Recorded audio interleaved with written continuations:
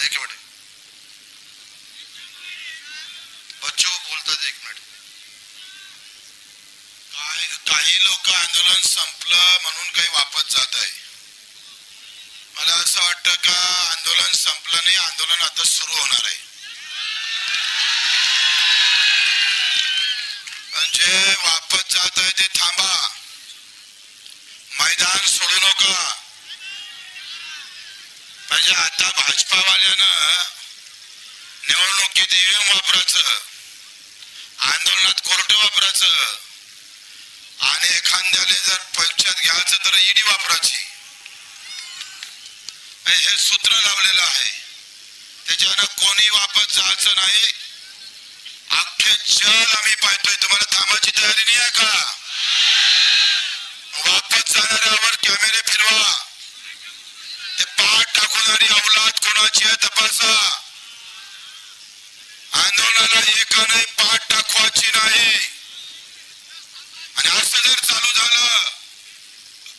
तर मग देशात आंदोलन संपल्याशिवाय राहणार नाही न्यायालयाने पुढच्या वेळेस काही निर्णय घेताना काही जाण झाली पाहिजे लक्षात ठेवा म्हणजे न्यायपालिका जर अशा पद्धतीने वागत असेल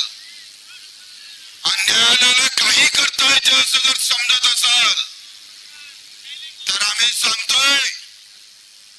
आम्ही त्याचा आदर करून उद्या सांगतोय लोक नेपाळ तर करेलच पण आता लोक न्यायालयावर आंदोलन केल्याशिवाय राहणार नाही हे सांगतोय देशातले पहिले आंदोलन न्यायालयात होईल या न्यायालयात समोर आंदोलन करावं लागेल अशी व्यवस्था येईल पेपरच्या एका कात्रणवर निर्णय घेता एवढे संवेदना जागृत होत तुमच्या आणि रोज मला बाप शेतकरी मरतोय तेव्हा तुम्ही आम्ही पाहतोय एक वर्ड लिहिता येत नाही हे दुःख आहे आमचं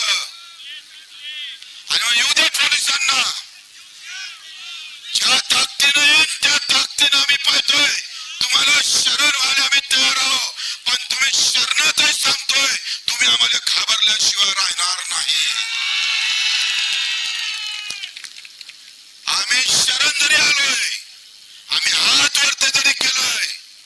तरी सांगतोय तिथून इकडे येईपर्यंत तुमची पॅन्टातली चड्डी ओली होणार आहे तुम्ही या करा अटक काय ताकद आहे ते दाखवून द्या और क्या ताकद है हम भी बता देंगे साले को